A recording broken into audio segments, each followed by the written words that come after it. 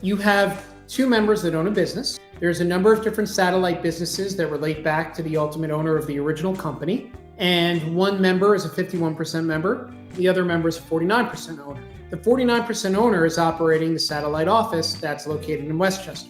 In the Westchester office, there's a number of different customers that are constantly coming in.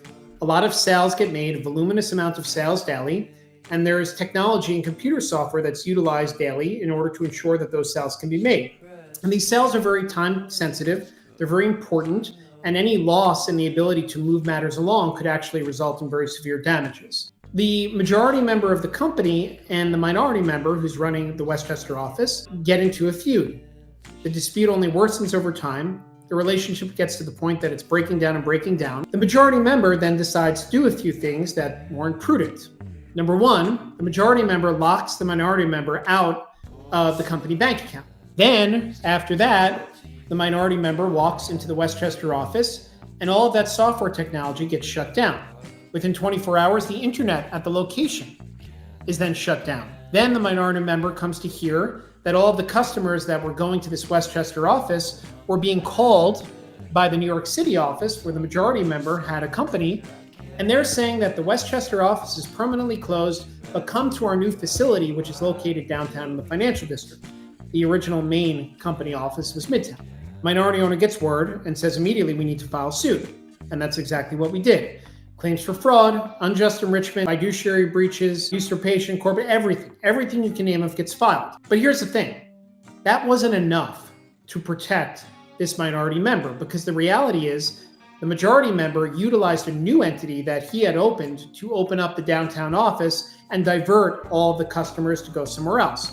So this minority member was stuck in a position where if we don't get an order to show cause or some ability to, number one, perform operations, and number two, get the majority member's office from stopping to call all the customers telling them to go to this downtown office, there was going to be a complete loss of reputation, the ability to work, the ability to earn. It was going to be off. So we had to run into court and file what's called an order to show cause for emergency relief. And that emergency relief was a temporary restraining order to, number one, enjoin this party member from calling any further customers to say that the office was closed. Number two, the order also needed to obtain language that said that the technology had to be restored. And number three, the majority member was also required to restore the internet at the location. We were able to do that within 24 to 48 hours. A temporary restraining order is something that you get when you file all these documents, you run into court and you get that TRO. Within then, usually the judge has the parties come back within 2 to 3 weeks, where the judge gets an opportunity to review the full briefs of each party and decide whether or not this TRO is going to extend throughout the duration of the litigation. If the answer is yes, then it becomes a preliminary injunction. If the answer is no, then it gets dropped. Ultimately, in that case, we were able to secure the preliminary injunction predominantly because, absent that immediate emergency relief, our client was going to have no rights, so that if we got a judgment a year and a half, 2 years later, and out of luck, customers would have all been gone, would have had no ability to collect revenue, the business would have been destroyed.